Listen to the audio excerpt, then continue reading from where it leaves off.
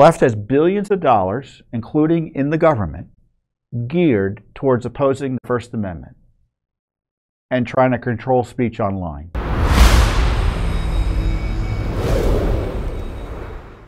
This is going to be a fun section because I'm going to talk about FOIA work someone else did, not what Judicial Watch did. I talked about last week how we filed a lawsuit against the Department of Homeland Security for documents they had on censoring and targeting Judicial Watch and me. Because we know from the House reports on this and our other independent investigations that we've been on their enemies list for censorship for years now, especially on election and COVID matters.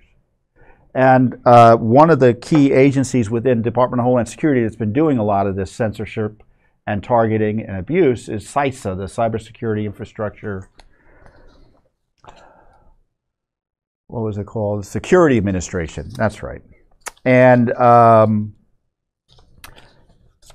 so we've got that FOIA ongoing and many other FOIA lawsuits and such as well. But what's great and what I'm proud of Judicial Watch is that other groups have followed our lead and saw what we've been able to do over the decades. Do you know that Judicial Watch is celebrating our 30th anniversary this year? We were founded in 2004. So, no, 1994. That shows you how old I am. I think 2004 was 30 years ago. 1994. 30 years ago. So Congress has looked at what Judicial Watch does. The left has looked at what Judicial Watch does and tried to imitate us. And some of our friends are following our lead and using FOIA effectively to achieve some good results. And I'll just share this little story with you. I got a call from a Washington Post reporter. And she goes, well, you know, I have this sensitive, it might be a little sensitive or upsetting for you, but because this group is competitive, could be seen as competitive with you. And they wanted to know what I thought of this group. And I'm going to tell you about the America First Legal. I think they were calling me about America First Legal. It doesn't matter. The story still works. And because they do a lot of FOIA work and some of this anti-corruption litigation that Judicial Watch also does. And of course, didn't tell her what she probably wanted to hear or was looking to get from me. I'm like, why would I be upset that there's one more group out there trying to figure out what the federal government is up to and trying to combat the corruption? We have a $4 trillion, $5 trillion, $6 trillion government, and I'm going to be upset there's one other group that's asking tough questions from the conservative perspective? Of course not. The more the better. Come on in.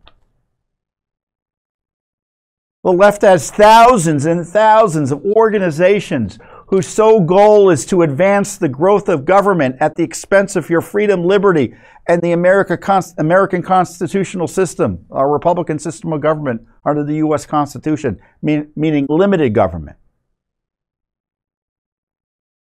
Think of all the groups out there pushing for censorship. Think of all the groups out there pushing for the destruction of our borders.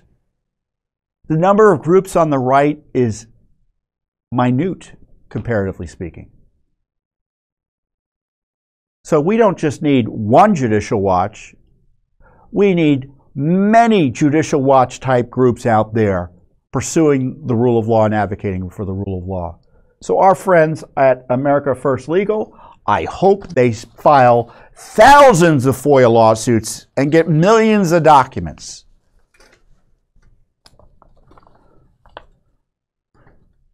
So I was excited to see that they had gotten some documents from this DHS, America First Legal. That's the group, by the way, Stephen Miller is running it.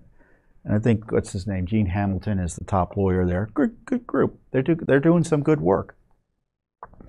And they got some documents near and dear to our heart. And I was looking at these documents, and the headline is, America First Legal lawsuit reveals CISA knew about mail-in voting risk in 2020 while censoring related narratives as disinformation.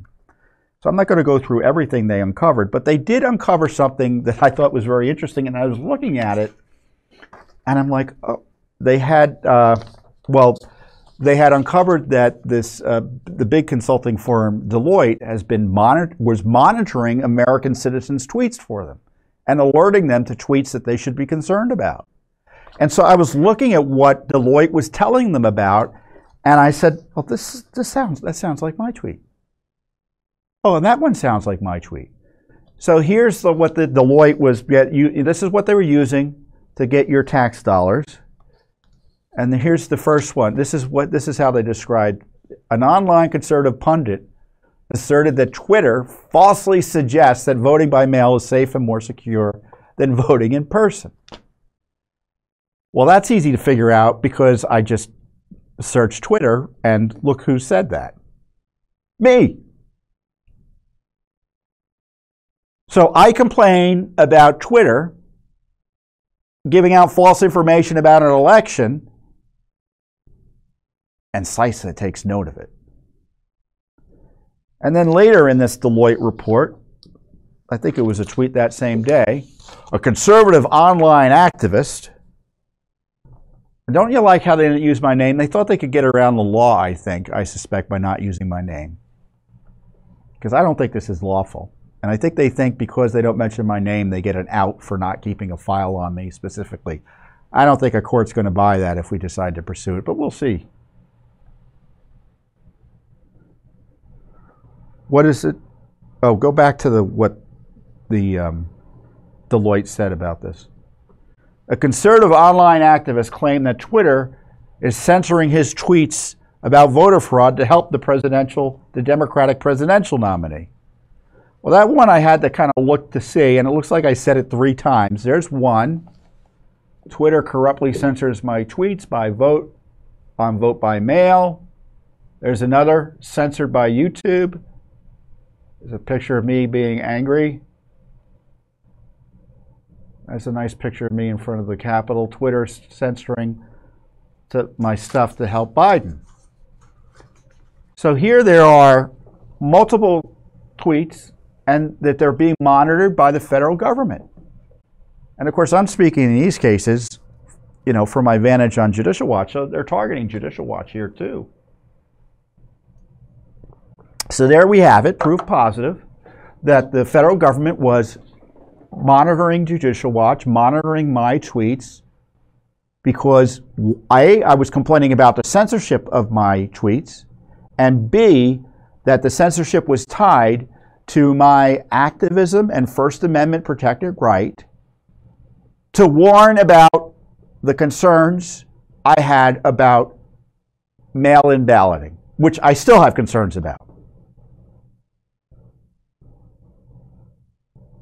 Proof positive that they were illicitly targeting me. Now, the left responds to this by saying, oh, well, these are public tweets. They can, no, well, just because they're public doesn't mean the government can investigate you. There has to be a lawful reason for doing so, and I would submit there was no lawful reason. And I'm interested to know what our lawsuit is going to find, because now we know they had me on their radar and they had Judicial Watch on their radar. Or I shouldn't say now we know, we have further evidence, thanks to our friends at American First Legal, that they had them on their radar. That they had us on their radar. And of course, this was under the Trump administration. Can you imagine what they're doing under the Biden administration?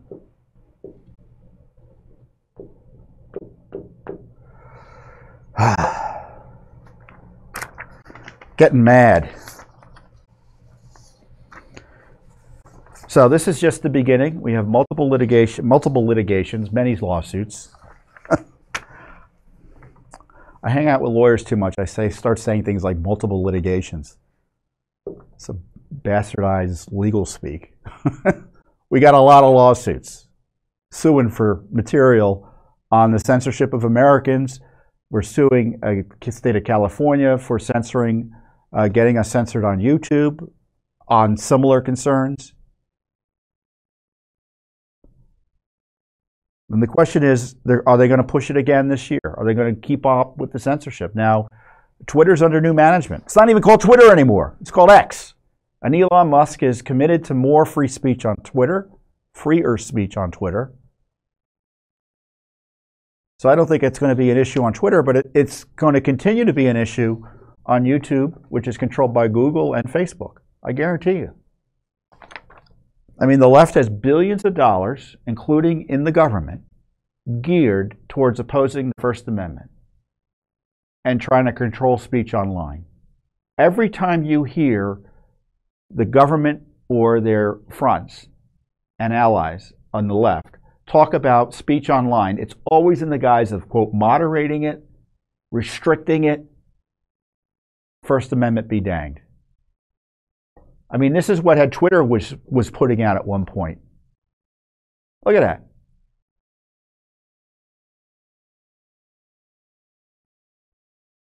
They were putting out Democratic left-wing talking points about voting by mail.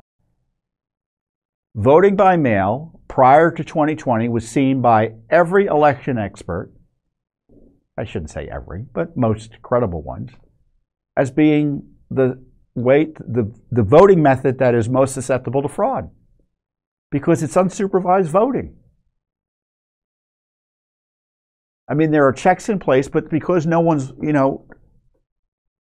someone can be intimidated into voting one way or the other quite easily because no one's watching. And then it's easier to impersonate someone in voting by mail. And of course, once you're collecting ballots, say vote by mail isn't really the full story because it's voting away from the ballot place, and it gets there not only by mail, but sometimes it's collected, this ballot harvesting mess that adds another X factor and more opportunities for fraud.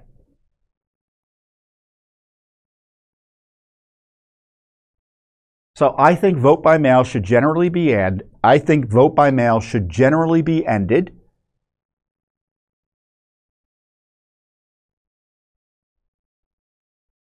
And to the degree there is more vote by mail in our country, election outcomes and results American people will have less confidence in for good reason. So there you have it. Government coming after me and Judicial Watch because we're telling the truth or speaking out on a topic they didn't want us to speak out on, which is election integrity. Thanks for watching. Don't forget to hit that subscribe button and like our video down below.